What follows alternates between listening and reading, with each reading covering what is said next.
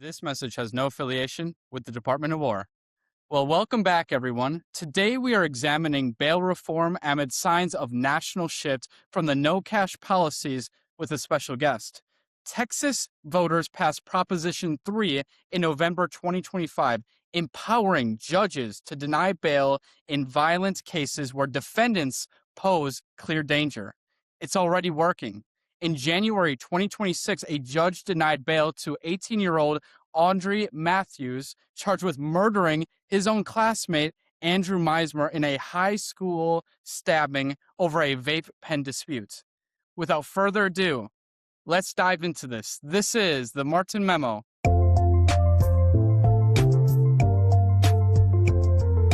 The Martin Memo.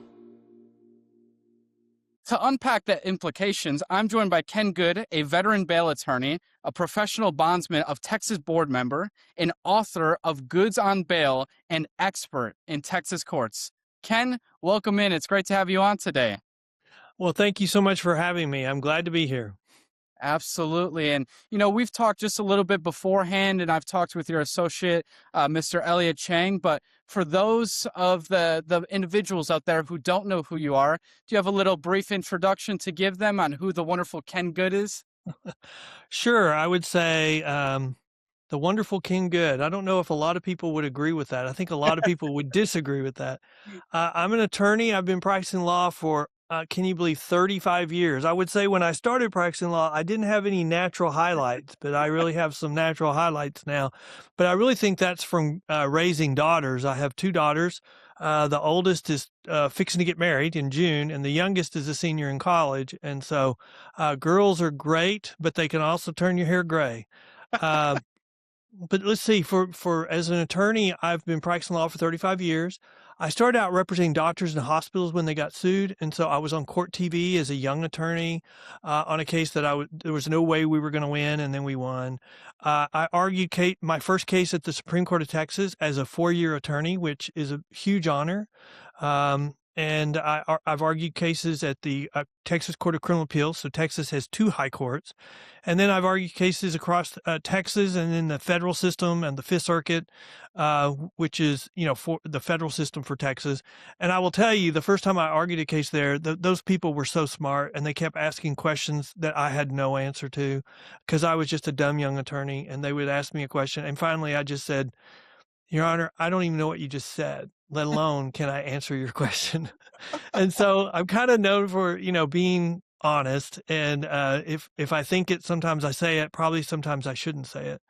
But I started representing bondsmen 20 years ago. And during that process, someone asked me to attend a federal hearing in Houston. And I did. And it was on bail reform, a case for bail reform. It was called O'Donnell versus Harris County. And I came out of that hearing very concerned because I thought the judge she was wrong on how she was applying the law. And I thought she had drank the Kool-Aid, so she believed what the plaintiffs were telling her. And that case ended up being cited across the United States as the leading case on bail reform. And and the problem is, ultimately, that judge was reversed 6, 7, 8, maybe even more times. And the Fifth Circuit en banc eventually ruled that case should have never been filed in federal court. And yet in Harris County, they have a settlement where they're still following that case. The Attorney General has entered an appearance to vacate it now, but that case has had tremendous negative impact. I call it bad bail reform across the country, because the case kept getting reversed, but then it kept being cited across the country as an example of what states in bad areas should be doing. So because of that, I decided, we had to become experts, the people within the industry. And so I've written numerous articles on bail reform, on what good bail reform looks like, what bad bail reform looks like, and also just on data, when all these bad bail reform experiments that they are proposing with no data. And so I've written numerous articles on it, and I have, I love to get down in the weeds. I've been in debates on these issues, and it's really fun it's fun to have a debate with people who are smart and who are willing to talk about the issues. It's not fun to get into a debate with somebody who can't answer your question or can't answer your point, and so they just call you racist because they can't answer your point. And that's frustrating to me because I love a smart debate, but I hate name calling, but I'll call you names if you want to call me names. But I would say that's probably it about me. I'm 65, almost 65 in a couple of weeks. So getting up there, but still in good health, still fighting the good fight, and enjoying what I'm doing. Amen. Well, sir, you don't look a day over 45, so I'd say you have pretty good genes or something. You're doing something right. I have to understand what you're doing in that aspect. Maybe after I'll talk to you about that. But It's uh, all genetic because, I was 29 years old. I passed the bar exam and I went to Vegas to celebrate. And at 29, they tried to throw me off the gambling floor because they thought I was under 18. So I've always looked younger than I have. It's just now my age is catching up with my chronological age. there you go. So, I guess the first question before we dive into the nitty gritty questions here is why are you so passionate on this issue on bail reform? What is your driving focus and factor into this issue? Ooh, that's a good question.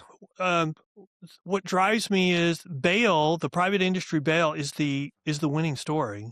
I mean, if you want your criminal justice system to be successful, you need to be leaning on the private sector more, not less.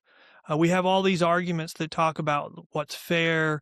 There's a presumption of innocence, which the case law has all resolved. That applies at trial, not at the bail hearing. At the bail hearing, it's just what assurance you're going to give the court that you're going to return. And so I think politics has really gotten into this bail debate, and it's making the situation for defendants worse. We have a lot of data out now. So what's made me passionate is the bad bail reform, what's going on in our urban areas is actually making it worse for criminal defendants in the name of equity, in the name of social justice. And so, there's some studies out of Yolo County, California that show two people on nonviolent offenses, one released on simple release, which is what the inner cities are using, one released by the private industry. The one that's just simple release, their promise, that's it, their bare promise, they have a 200% greater chance of committing a new violent offense in the next 18 months. If I'm a family member for one of those people, I don't want my family, any of them, released on simple release. Yeah. And that's what's getting lost. This is harming people, and not only is it causing crime to increase, but it's making the situation worse for defendants in the name of social justice. Yeah, no kidding, sir. And I do want to go back to the whole Texas ruling on Proposition 3. Texas voters didn't just reject no cash bail, they endorsed judicial discretion. From your perspective, why is discretion the missing piece in many bail reform models? Well, in the bad bail reform movement, so like in New York, they made a list of crimes that says if you're arrested on this charge, you're going to be released on no bail. So the judge's hands are tied. So if you're arrested 10 times on that charge, you get treated the same way every time. So the judge has no discretion.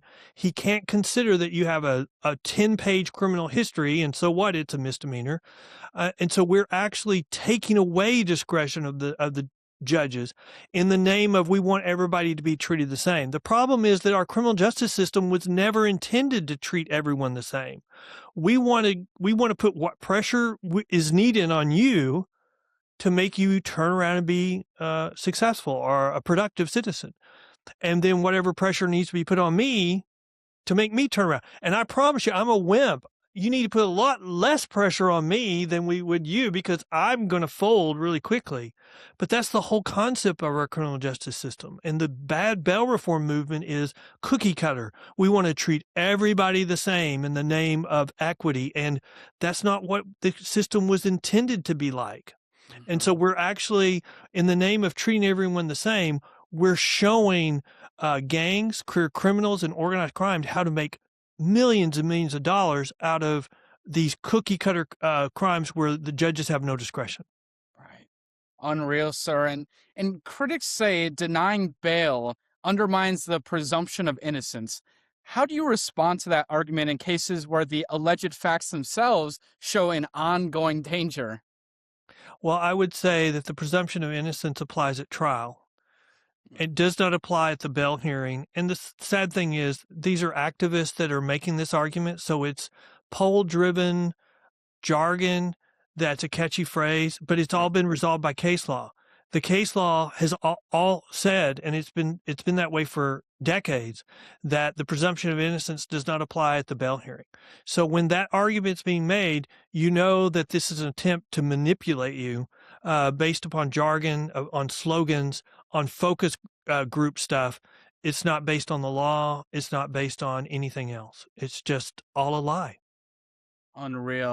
I'm glad that you are bringing light to this issue because I don't think people hear enough about this issue. I know until I pretty much read the material that you had put out, I did not know how big of an issue this is and how it's just getting worse and worse and worse by these woke judge activists, like you mentioned. And there's a tendency to frame bail as either freedom or incarceration.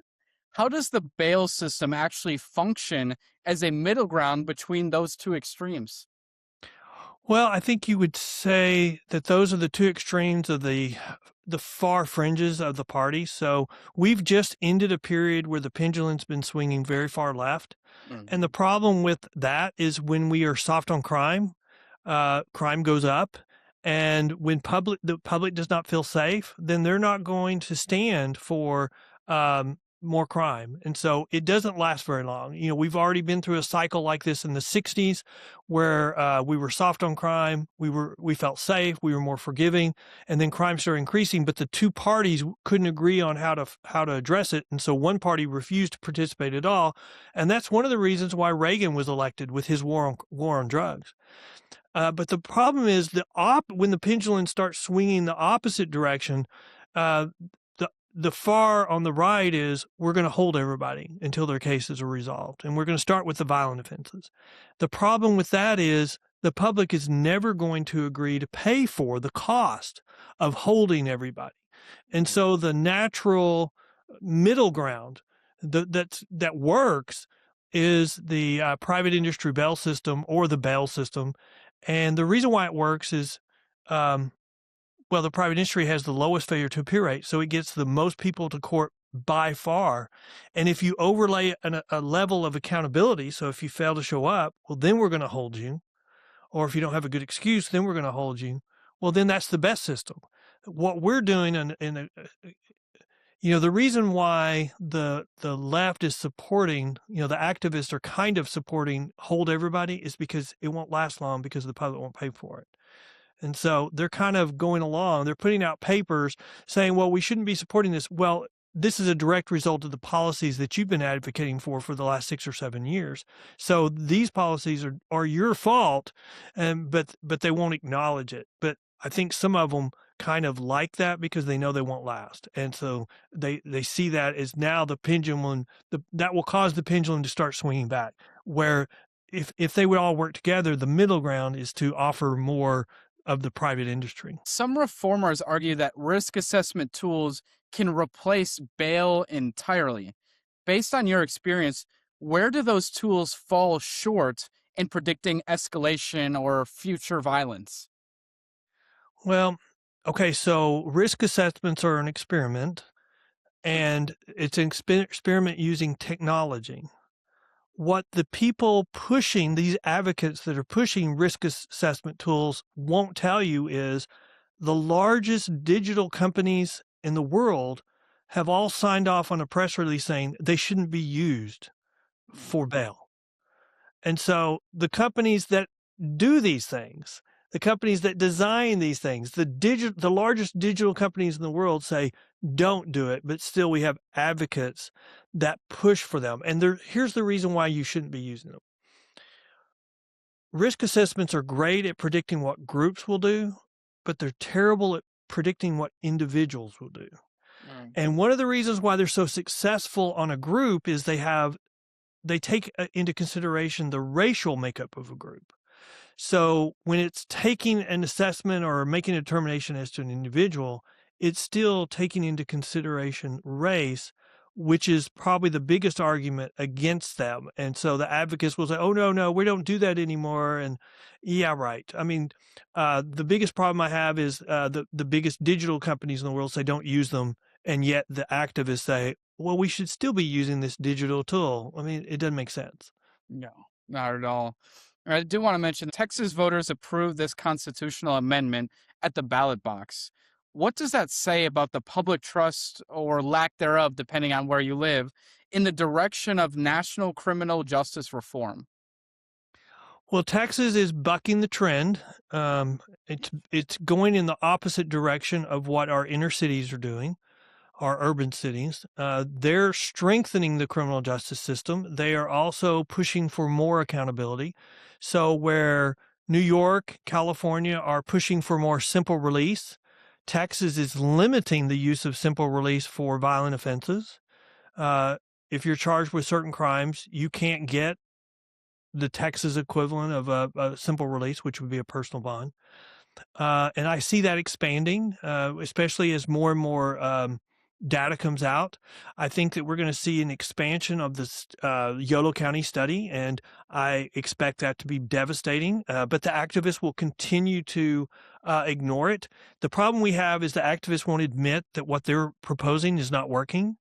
And so when the activists won't admit what they want is not working, it's hard to find a compromise.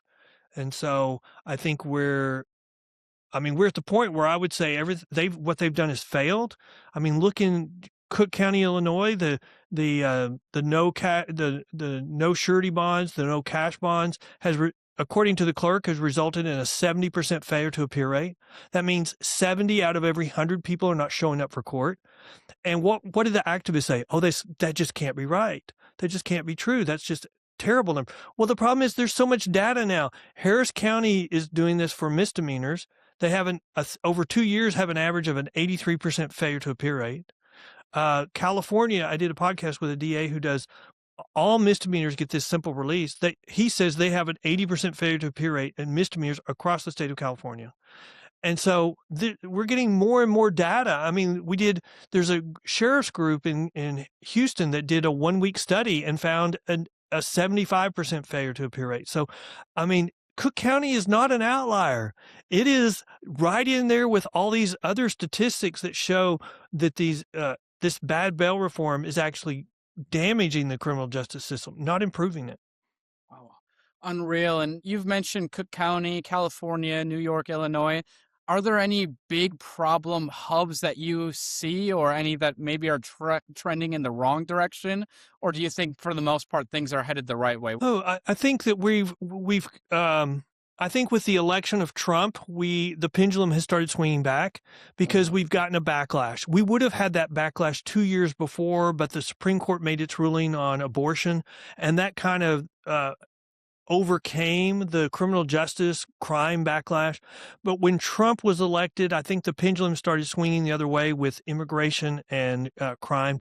So I think the pendulum is swinging the opposite direction. So New York has enacted bail reform. They've now rolled it back 3 times. It's also in the current governor's election. It's one of the biggest issues.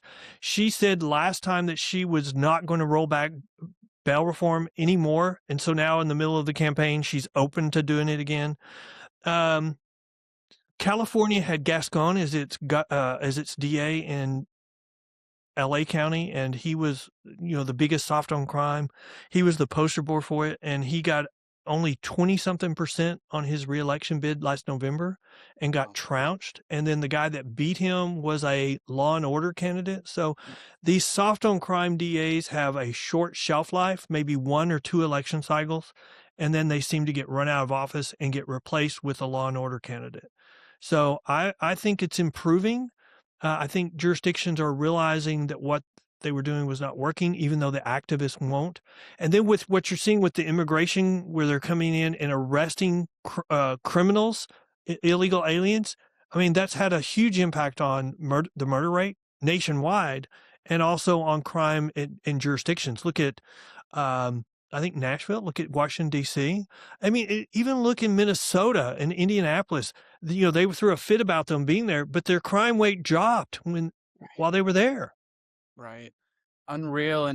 And not to deviate too much from the topic at hand here, but are you at all worried for these midterms coming up here? I know a lot of people are nervous that the Republican side and the Republican Party is going to get shellacked in the midterms. Are you at all worried? Do you see any daylight or any hope? Well, in a normal midterm election, the party in power loses seats. And Yeah, if the Republicans lose seats in the House, they're going to lose control of the House. So you would have to say in a normal election, that's what would happen. yeah, But when the problem is when Trump is in office, nothing is normal. yeah, And so you can't really predict what's going to happen. I would say that there's no telling.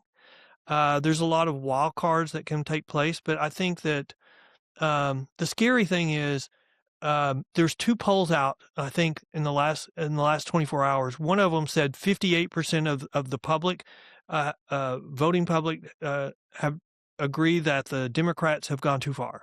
yeah. 58% they're too far left. Yep. But then another poll says that Biden would have won re-election today. Now, and it supposedly came out by one of the most respected right-leaning pollsters, maybe Rasmussen, I'm not sure on the name, but that's freaking out the right. I don't know. I call bullcrap on that one. I mean, you can't. I mean, you're telling me that Trump can't win against a brain dead guy? I mean, I don't believe that. I don't believe that at all. And especially at this point, I don't think there's any question that Biden was brain dead. Yeah. So but you know what? We should all be worried. I mean, I would say we've probably got a 75% chance that the Democrats control the House at the end of at the end of the midterm elections, but that's normal. And so the last 2 years of Trump's second term in office, that's the reason why historically that is spent on foreign policy, Right. because there's usually by then you can't get anything through Congress until the next national election. So I'm hopeful that doesn't happen. But if it does, that's what normally happens. But that won't be what we hear in the press. We'll hear, oh, it's a national rebuke of Trump. It's just the Yeah. worst thing ever. He's a terrible person. And Oh yeah. but I will say, I'll end on this part. But every Republican should be worried, because from now on, any Republican candidate will be branded worse than Trump, Mm-hmm. because they've already burned out the Hitler. And so now it's just Trump. You're bad. You're Trump. And so you can see it with the vice president. Mm-hmm. They're already preparing for his election cycle, and they're saying he's worse than Trump. He's worse. We can't have him. He's worse than Trump. And so that's what every candidate's going to hear going forward. Yeah. I think it's unreal. And before we move back onto the topic, well, first of all, I do have to say that Biden wasn't brain dead. According to the Epstein files, he was a clone. I just had to throw that little Yeah, bit yeah. in there. Oh man, but on a serious note, yeah, just like you said, historically, the party in power always loses the midterms.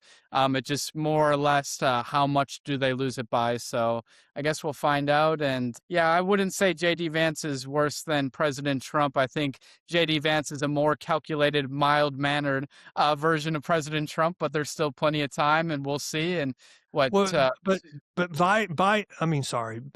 The vice president, JD Vance, can express himself in ways that Trump cannot. Right. He can have a very intelligent debate, and he can defend all of his arguments. And Right. sometimes, the reason why Trump gets attacked for his mouth, he's not a politician. He's a billionaire. He's not a politician. He's become a better politician, and he's better at controlling his mouth this time in office than he was last time.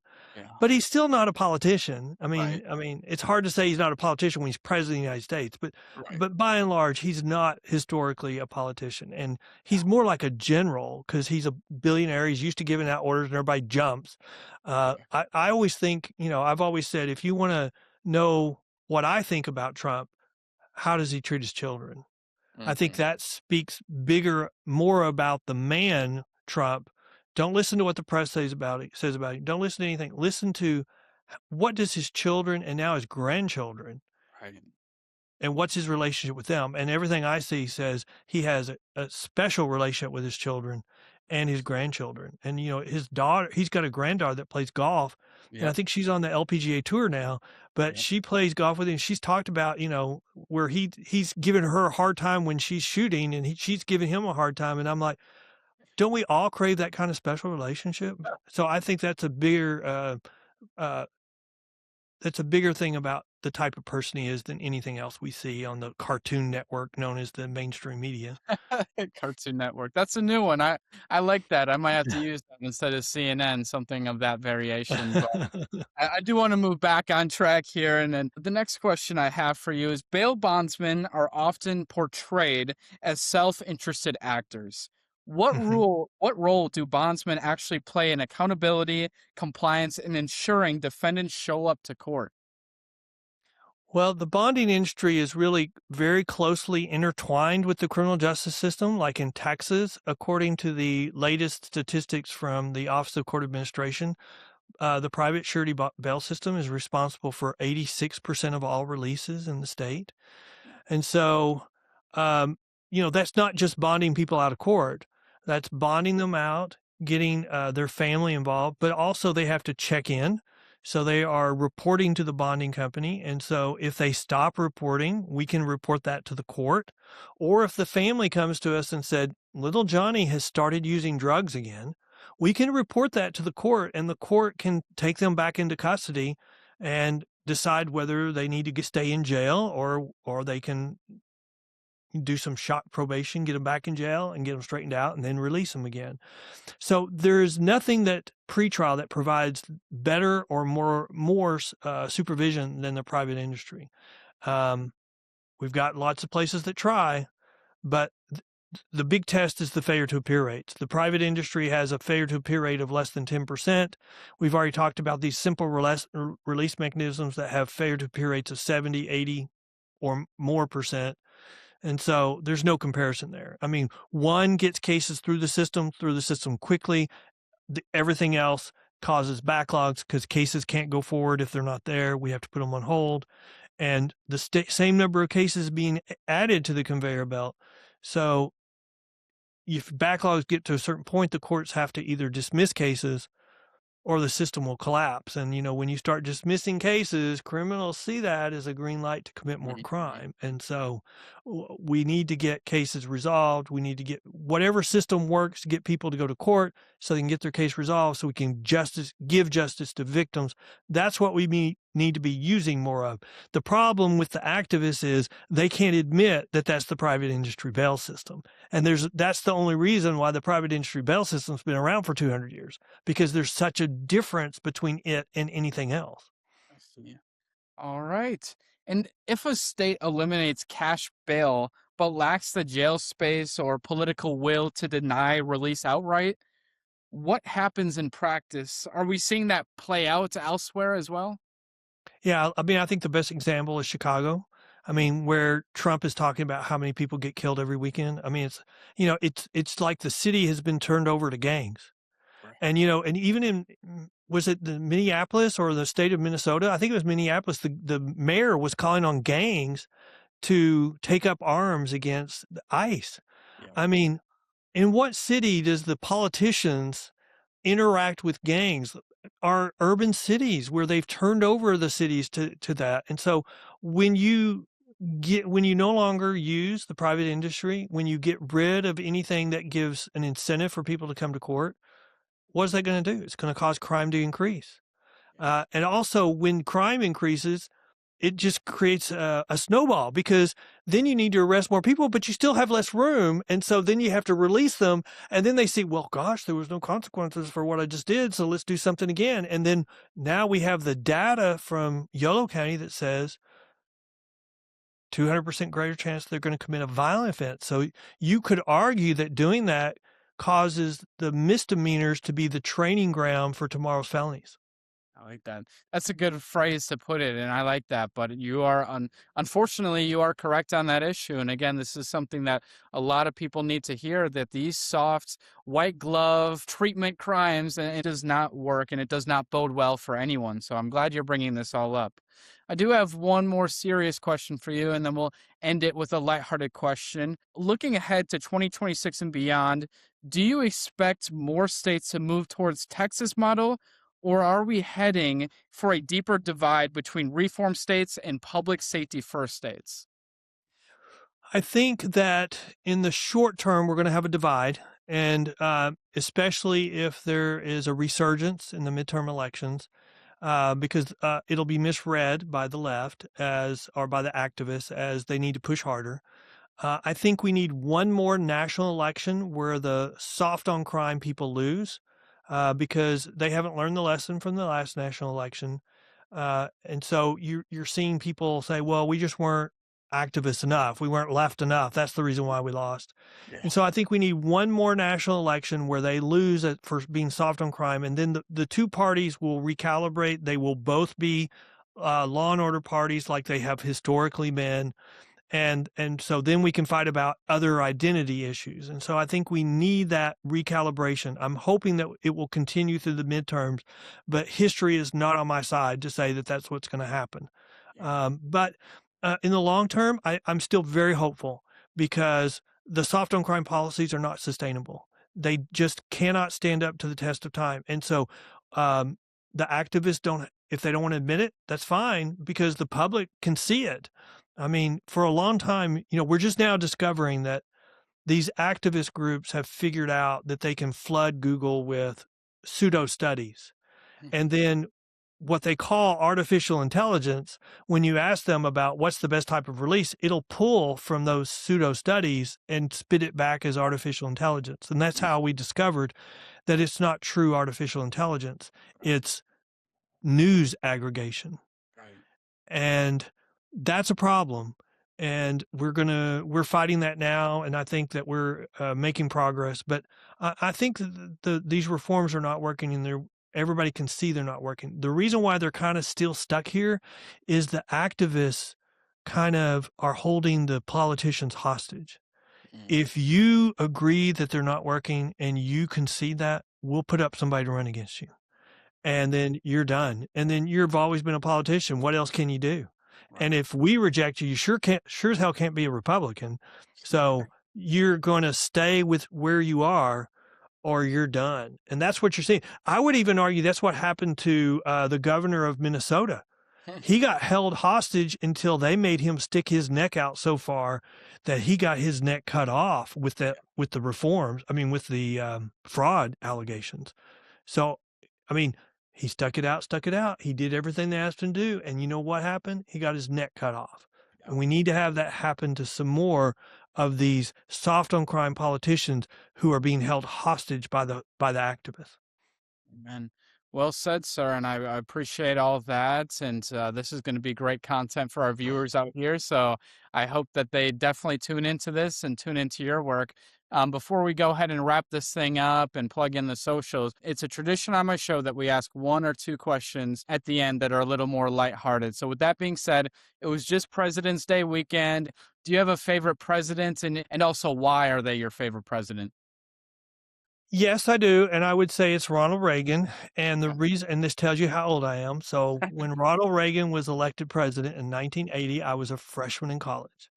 And I was a naive country boy from the farmland, and I went to college thinking I was a liberal Democrat, and I was a political science major. And so in the very first class we took a test to see where you fall on the spectrum. Right. And so when I answered when I got my results back, I was like a little bit right of Ronald Reagan. I was probably I was a little bit left of Jesus Christ because I was a Christian, but so that's the first thing I remember. And then, everything with Jimmy Carter and the not Iran Contra, but the hostages in Iran, and then Reagan. So I kind of grew up with Reagan as a president, and I think So I really admire him. And also you can see he was attacked constantly as president when he was president, much like Trump is. And it wasn't until after he was out of office that we started appreciating him. And so I think that's with any Republican president now. That's where we are. And so, but okay, Reagan. Yeah, Reagan. Okay, awesome. And then I have one more question for you, just in the spirit of faith. Do you have a favorite Bible verse that you'd like to share with the audience today? Oh, we're studying James in my Sunday school class. And so I would just use the first chapter of James. And it's a verse that I've actually sent to my parents when, we were having difficult times. And it's really about, and I can't remember what it's talking about, but I can't quote it verbatim, but it's talking about, when your faith is being tested, don't see that as a bad thing. You're growing as a Christian. And, I had a sister who had a 30-year drug addiction to prescription drugs after a car accident. And so we were having a big problem with her and what to do, and we couldn't agree. And so I sent everybody in my family a little card with that verse on it. And that was probably 20 years ago. And my parents died probably 4 years ago. It was still on their refrigerator at their home after they died. Amen. That's beautiful. And thank you for sharing your story here, sir. And I do have to say, this has been an absolute pleasure having you on. I'm glad we finally were able to coordinate and set up a time. And just thank you again for your insights. Before we wrap this thing up, do you have any social media or anywhere where people can follow you and all the amazing work that you are doing? Sure. If people want more information, they can go to our website, pbtx.com, the Professional Bondsmen of Texas. So pbtx.com.